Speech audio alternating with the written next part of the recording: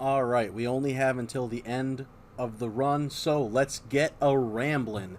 Today we're going to ramble about Summer Games Fest, including the Sony State of Play and the Nintendo Direct that just aired as of recording this today. We're going to go in order of when games are released and what I'm looking forward to. If it's not being talked about here, it's either that it has an unspecified release date that I haven't gotten to because all those are towards the end, or it's just something that I wasn't really interested in talking about.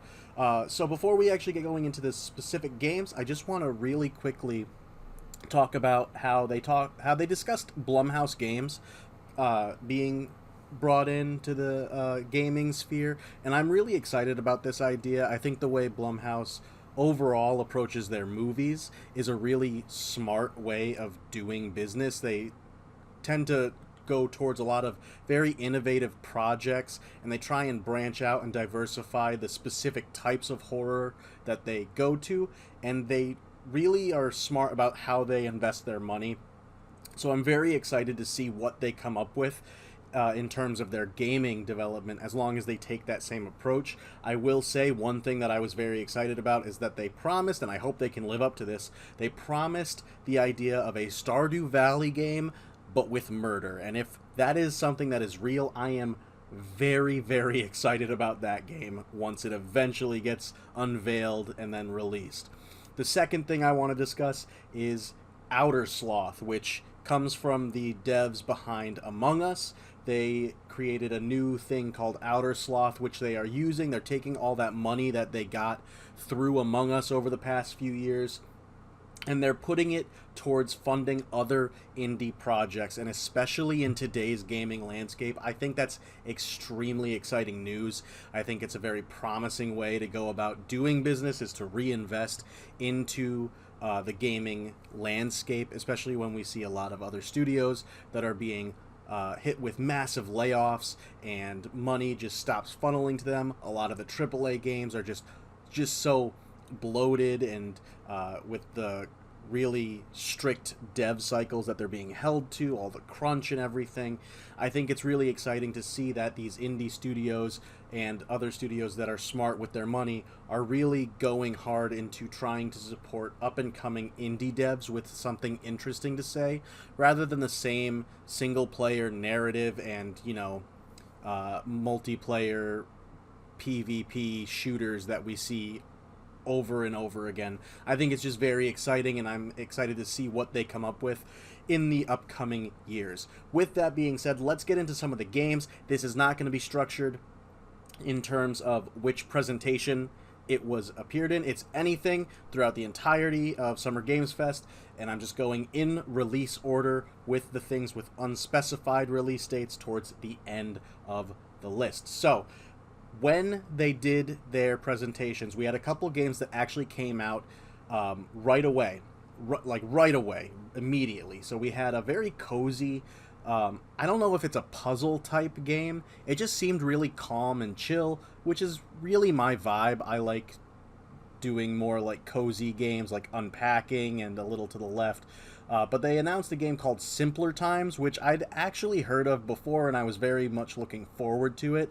That came out right away on Steam as soon as the presentation was over. Another one that is really interesting is just a cozy frog collecting game called Kameru, a Frog Refuge.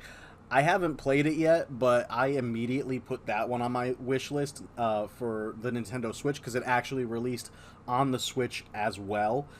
So I'm really looking forward to diving into that. I actually have a trip coming up where I'll be spending a lot of time on a plane. So I'll probably download it and start playing through it and just getting a little bit of a sense for it then. But that was really exciting. A lot of these smaller games that can be used as shadow drops always excite me. And then there was another one that I found very interesting in concept. It was called Tracks of Thought, which they built it up kind of in the same way that Undertale was built up. But this one, they really focused on resolving conflict through communication. And that is just very interesting to me. Even if it boils down to the same thing as a traditional RPG, you're still pressing a button to deal damage, quote unquote. But I mean, it's the thought behind that action that intrigues me, because if it can do something well thematically and narratively, then I'm all for it. But that game came out on Steam. I had heard very mixed things about it. I'll, like, full disclosure, I don't really buy into what other people think of games. I tend to think very differently about games and how I get my money's worth of enjoyment out of it. So I'm still going to play this game either way. But just, if you are the type of person that looks for the reviews and bases your decision off of that, there were very mixed reviews, so I would look more into it before making the purchase. But that is also out. Then, at the time of recording this, the Nintendo Direct actually just finished airing. So there were a couple more things that they announced coming out for today. So by the time you are watching this video, if you are watching this video, these will be up and ready to go as well. But Nintendo added some games to their online game collection with the expansion pass. They have Legend of Zelda The Four Swords, which is a game I played on the DS, the 3DS, when they released it as part of their virtual console.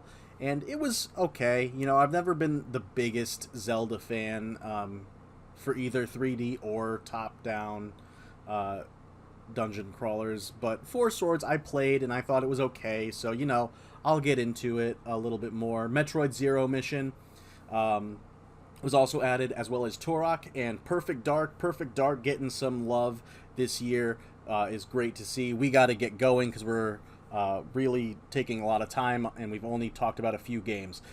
Moonstone Island comes out June 19th.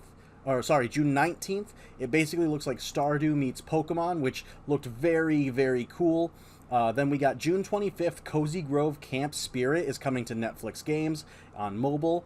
Basically just Cozy Grove with ghosts. If you haven't played Cozy Grove, it's a good, chill game, similar to Stardew Valley and Animal Crossing. And then we're also getting A Little to the Left DLC, which I'm a big fan of A Little to the Left, as I said earlier. Nice, calm puzzle game. Then we jump ahead to July. July 18th, we get the NES World Championship Challenge, or whatever they're calling it. Really just, you know, challenges, small bite-sized challenges based on those old-school NES games. Really cool idea, really fun compilation. And it has multiplayer, which is really cool. You can challenge your friends. I'm looking forward to that.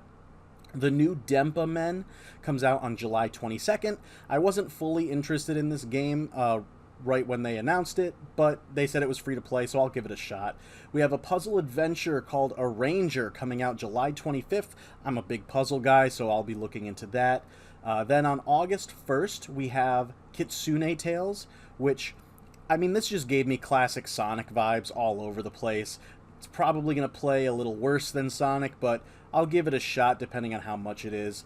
August 12th, we have the Cult of the Lamb co-op update / DLC. Cult of the Lamb was a game I had a lot of fun with. The fact that they're adding co-op means I'll probably dip my toes into it again, especially if I can get somebody to play with, because that would be really fun.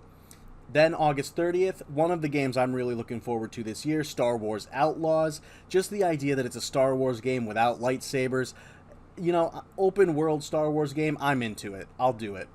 September 3rd, we have a long-awaited game that's probably a little too late to get the full impact that it probably could have, but we have Quidditch Champions.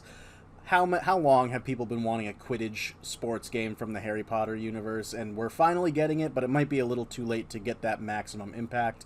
September 6th is going to be a really big day for me because Astrobot was announced for the PS5. I loved the tech demo that came with the PS5, and this game is low-key probably my most hype game of the year for the rest of the year.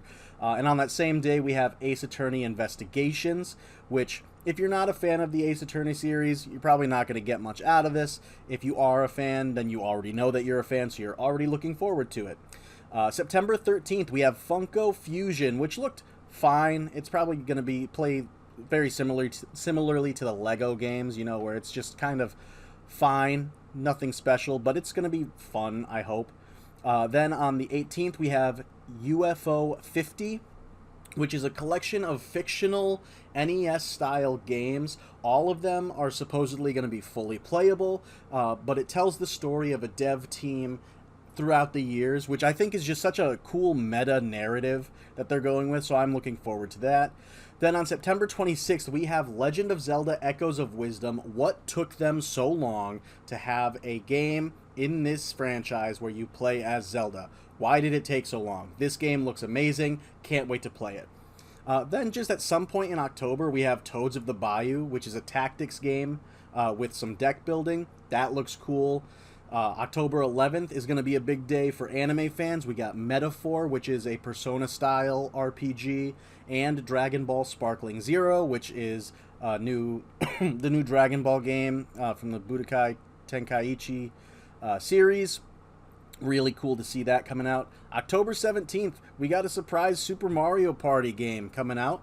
It looks like there's a lot in this, so it's probably going to have a lot to keep you busy. Then on October 25th, we got Sonic Shadow Generations, which I loved Sonic Generations. I think this is going to be a cool one as well. But, you know, Sonic is a hit-or-miss track record, really. November 1st, we have Farmagia, which looks like a farming sim mixed with Pikmin and Pokemon. Love all three of those things, so I'm for it. Then on the 7th, we have Mario and Luigi Brothership, which, I mean, depending on how much it is, I'll probably play. I'm not big on Mario RPGs typically, but I'll give it a shot. And then we reach the unspecified dates. In the fall of 2024, we have Skate as a playtest, which I like Skate 3, so that should be cool. Holiday season, we have Lego Horizon Adventures, which, you know, that should be fine. Fantasian Neo Dimension, which really got me just because you can aim your skills